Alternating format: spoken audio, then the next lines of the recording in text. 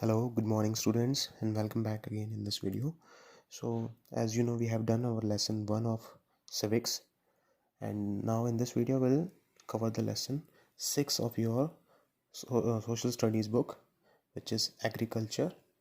So in this video we'll try to do the meaning of agriculture, components of agriculture, factors affecting agriculture, and different types of agriculture. So we'll start with the meaning of agriculture, or we can say how the agriculture word derived.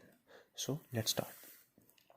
So look beta. So agriculture derived from Latin words ager plus cultura. Ager means soil or field, and cultura means growing or cultivation.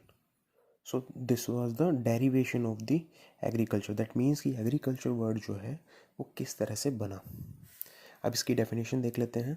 So in this way agriculture is an art and science which deals with the cultivation of crops and domestication of animals.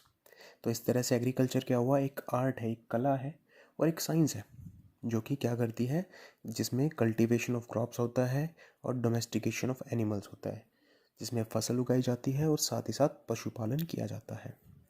So next अब so I have written some points about agriculture, so we'll do these points one by one. So first point is, it is one of the oldest activity of humankind. Yes, definitely we can say that, because as you know, the agriculture started by the early man. In the world, 50% of the people engaged in the agricultural activity. आज भी जो है world की 50% population जो है engage है हमारी agricultural activities में.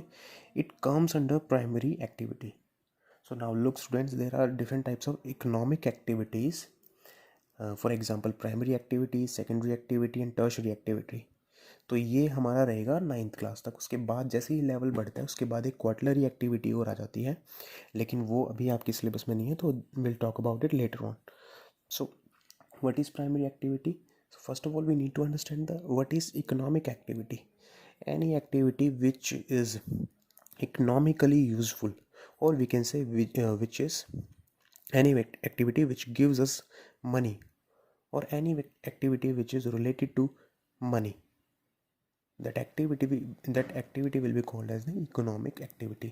So now I'm giving you some examples of primary activity. So in primary activity, there are food gathering, hunting, agriculture, domestication of animals. So these are the example of primary activity. And in the same way, secondary activity. So in secondary activity, there are manufacturing sector, like industries. And what is manufacturing? So the manufacturing is the organized production of goods and services. तो इस तरह की activity जो हमारी होगी वो सभी हमारी सेकेंडरी एक्टिविटी में आएगी. And in the same way tertiary activity. So tertiary activity is related to the service sector, specially जो सर्विस प्रोवाइड कराते हैं. फॉर एग्जांपल बैंकिंग सेक्टर है, इंश्योरेंस है, फाइनेंस है, और हमारा और हो गया हॉस्पिटल्स हैं, चिकित्साई जो हमारी फील्ड हो गई वो हो गई, एंड लॉ हो गया, एजुकेशन हो गया. These fields are related to the tertiary activity, जिनमें जो भी वर्कर होता है अपनी सर्विसेज देते हैं. तो ये था हमारा इकोनॉमिक एक्टिविटी के बारे में. So agriculture is the part of primary activity. 2/3 of the India's population still dependent on agriculture. India में 2/3 पॉपुलेशन है. And then what is the meaning of 2/3? That means every 2 person in 3 people. तीन लोगों में से 2 लोग जो हैं अभी भी एग्रीकल्चर एक्टिविटी में इन्वॉल्व है हमारी कंट्री में. अब हम देख लेते हैं कुछ कंपोनेंट्स ऑफ एग्रीकल्चरल सेक्टर. ये कंपोनेंट्स बेटा NCERT की बुक में दी गई हैं. जो आपको बुक मिलेगी उसमें नहीं होगा, लेकिन फिर भी हम कर लेते हैं क्योंकि थोड़ा सा इंपॉर्टेंट है और आपकी नॉलेज ही बढ़ेगी इससे. देखिए, agriculture science of raising plants from soil, simple है. Horticulture art of growing vegetables, flowers and fruits. And next है हमारा sericulture, the science of commercial rearing of silk worms. इसमें क्या किया जाता है सेरिकल्चर में? ये एक साइंस है, कमर्शियल रियरिंग की जाती है सिल्क वॉर्म की. अब सिल्क जो हमारा बनता है वो एक कीड़े से बनता है जिसे हम सिल्क वॉर्म कहते हैं. तो उसका प्रोडक्शन किया जाता है, इसमें उनको पाला जाता है। नेक्स्ट हमारा pisciculture, the art of breeding of fish specially in the constructed tanks and ponds. Fish की ब्रीडिंग की जाती है, इसे मत्स्य पालन कहा जाता है। इसमें क्या होता है कि हम एक टैंक कंस्ट्रक्ट करते हैं और कहते हैं, और हम कह सकते हैं कि एक पॉन्ड हम बनाते हैं आर्टिफिशियल, और उसमें हम क्या करते हैं, इस फिशेस को जो है रखते हैं, पालते हैं। नेक्स्ट है viticulture, the art of the cultivation of grapes. इसको कहा जाता है हमारा विटिकल्चर। तो हमने अभी तक कर लिया एग्रीकल्चर का meaning, components of agricultural sector. We have talk about economic activities in which primary, secondary, tertiary, and I have told you the examples also. Now let's move on. Factors influencing agriculture. So now we'll study the which are the factors which affects the agriculture. कौन कौन से factor हैं, कारक हैं जो हमारे खेती को या फसल को या हम कहें कि एग्रीकल्चर को अफेक्ट करती हैं, प्रभावित करती हैं। तो इसमें 2 पार्ट्स में हमने डिवाइड कर दिया है सिंपली अंडरस्टैंडिंग के लिए। फर्स्ट वन इज़ नेचुरल, जिसमें क्लाइमेट आएगा, रिलीफ आएगा, सॉइल एंड वाटर। और मैन मेड में हमने देखा machines, market, fertilisers, transport, labor, capital, government policies. So these are the man-made factors which affects the agricultural activity, and these are the natural factors which affects the agriculture. So we'll start with the climate, natural factors. So it is a sum total of weather condition over an area for a longer period of time, and that time is 30 years or more than 30 years. तो climate क्या होता है, एक sum total होता है weather conditions का, मौसमी दशाओं का एक कुल योग होता है कि पिछले एक बहुत लंबे समय के लिए किसी बड़े भूभाग पर किस तरह की जो है मौसमी दशाएं हैं। What are the state of atmosphere at a particular place for a longer period of time, और उसका क्या पैटर्न रहेगा, उसी को ही हम क्लाइमेट कहते हैं। Climatic factors have the greatest control over the world. Climatic factors का बहुत ज़्यादा इम्पैक्ट रहता है, जैसे कि certain things grows only in hot, cold और मानसून रीजन। कुछ फसलें हैं, अब देखिए हर फसल की अपनी अलग क्लाइमेटिक कंडीशन होती है जो उसको ग्रो करने में हेल्प करती है या उसकी रिक्वायरमेंट होती है उस स्पेसिफिक क्रॉप को ग्रो करने के लिए। Different crops require different climatic conditions, ये मैंने पॉइंट बता ही दिया। अब ये जो होगा किस क्रॉप को किस तरह की क्लाइमेटिक कंडीशन चाहिए वो आगे हम वीडियो में कवर करेंगे, लेसन जैसे ही आगे बढ़ेगा। देखिए next point we have relief. It is a highest and lowest elevation of an area. किसी भी एरिया का हाईएस्ट और लोवेस्ट एलिवेशन, किस तरह की उसकी स्लोप है, किस तरह की उसकी ऊंचाई है, कैसा है, प्लेन सरफेस है, स्मूथ है, उबड़ खाबड़ है, अंडुलेटिंग है, वेवी है, ये सारी चीज़ें रिलीफ में आ जाएंगी। It plays significant role in agriculture. Plains are more suitable for the agriculture and hilly areas is more suitable for the domestication of animals. यही एक रीज़न है कि हम देखेंगे अगर हम इंडिया में एग्रीकल्चर की बात करते हैं तो Punjab, Haryana, these both state and UP, these 3 states are the most productive states we can say. सबसे ज़्यादा प्रोडक्शन हमारा जो है, जितने भी फूड क्रॉप्स होती हैं हमारी, उनका सबसे ज़्यादा प्रोडक्शन इन 3 स्टेट्स में ही होता है। लेकिन रीज़न क्या है इसके पीछे, because these states have the plain characteristics, plains वाली कैरेक्टरिस्टिक्स हैं, मैदान वाली कैरेक्टरिस्टिक्स हैं। गंगा, यमुना, जितनी भी हमारी बड़ी रिवर हैं, उन्होंने क्या किया, जैसे ही वो ओरिजिनेट होती हैं फिर आगे अपने साथ डिपॉजिट्स लेकर आती हैं, और वो इन मैदानों में उन्होंने वो इन डिपॉजिट्स को जो भी जितना भी इसमें मिट्टी, सिल्ट, गाद, जो भी कुछ आता है उसको डिपॉजिट कर देती है, जिस वजह से इनका मैदानों का निर्माण हुआ है। जो गंगा प्लेन्स हमारा एरिया है, स्पेशली पंजाब, हरियाणा, उत्तर प्रदेश, इन एरिया में सबसे ज़्यादा एग्रीकल्चर होता है। इसी तरह से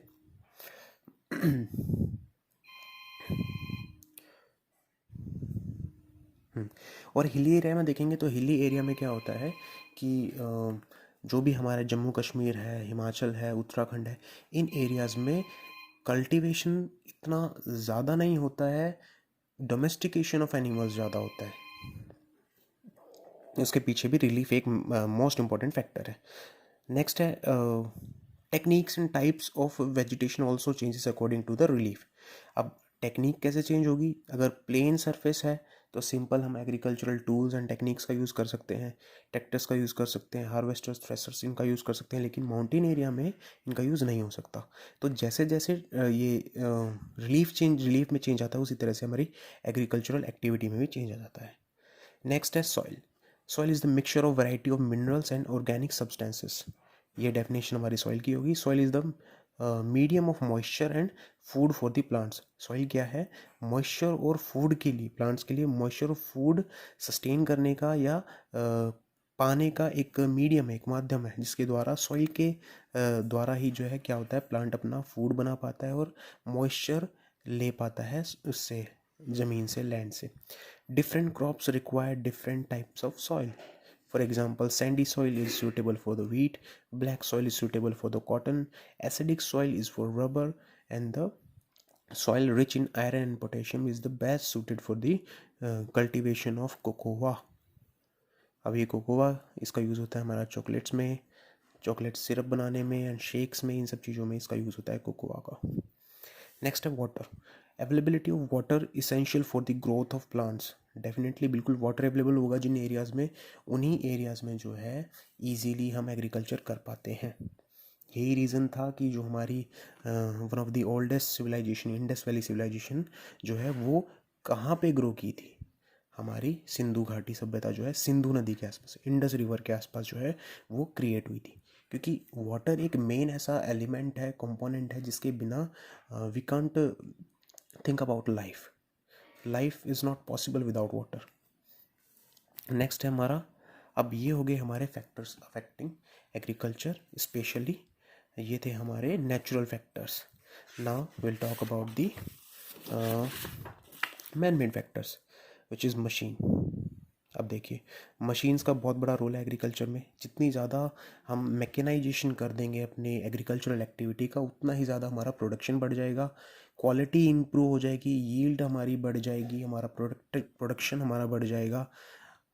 तो ये mechanisation of agriculture plays an important role for the growth of agricultural activity. Next, market. If we are going something then we need to sell that also. हमें उसको, अगर हम कुछ ग्रो कर रहे हैं तो बेचना भी उतना ही ज़रूरी है, क्योंकि इट्स नॉट लाइक कि हम जितना भी प्रोडक्शन करें वो सारा ही हमारे यूज़ का होगा। तो कहीं ना कहीं एग्रीकल्चरल एक्टिविटी में मार्केट का होना भी बहुत ज़रूरी है, ताकि जो फार्मर्स हैं वो अपने प्रोडक्शन को या अपने प्रोडक्ट्स को, क्रॉप्स को मार्केट में सेल कर सके। क्योंकि अगर किसी चीज़ की डिमांड ही नहीं होगी तो उसके प्रोडक्शन का उसकी कोई पॉइंट नहीं रह जाता। नेक्स्ट है फर्टिलाइजर्स। अब आप देखेंगे कि 1960s में जो है इंडिया में ग्रीन रेवोल्यूशन आया, और उस ग्रीन रेवोल्यूशन में specially in man made factors पे ज़्यादा जोर दिया गया। मैकेनाइजेशन ऑफ एग्रीकल्चर कर दिया गया, मार्केट्स को इम्प्रूव कर दिया गया और ज़्यादा, और फार्मर्स के लिए सूटेबल पॉलिसीज़ गवर्नमेंट लेकर आई उनके लिए, जैसे कि उनको इजी लो इंटरेस्ट रेट पे उनको लोन प्रोवाइड किए गए, उनको जो है टेक्निकल असिस्टेंस प्रोवाइड की गई, साइंटिफिक असिस्टेंस प्रोवाइड की गई, नेशनल टीवी पे प्रोग्राम उनके लिए स्टार्ट किए गए। इसी तरह से आकाशवाणी जो हमारा रेडियो प्रोग्राम होता था उस पर स्टार्ट किए गए, ताकि फार्मर्स को जो है एग्रीकल्चर से रिलेटेड नॉलेज दी जा सके। नेक्स्ट है labour. If labour is not available then we can't do agricultural activity. Agriculture एक कोई ऐसी एक्टिविटी नहीं है जिसको एक सिंगल पर्सन कर ले। इसमें बहुत सारी लेबर की ज़रूरत पड़ती है, नॉलेज की ज़रूरत पड़ती है। इसीलिए इसको क्या कहा जाता है? Art and science. जैसे कि हमने यहाँ पढ़ा था, एक साइंस है, ये सबके बस की बात नहीं है एग्रीकल्चर करना। एंड कैपिटल मीन्स पैसा। Without money we can't do agriculture. We need to buy seeds, we need to buy fertilizers, insecticides, pesticides. We need some certain kind of tools and tools, especially like tractors, machines we need. So for all these things we need to have money. Capital अगर नहीं होगी तो we can't do agricultural activities. Government policies का we have discussed. So this was all about the factors influencing agriculture. And next and rest of the lesson we'll cover in the next videos. Thank you.